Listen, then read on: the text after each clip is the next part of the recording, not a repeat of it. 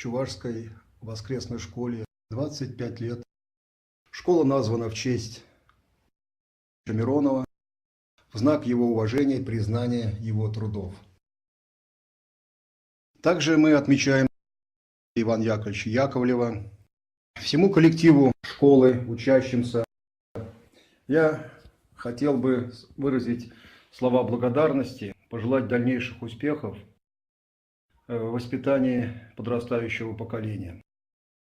Находясь на территории Башкирии, вы вдвойне ответственно выполняете свои задачи, прославляя чувашский народ и его традиции.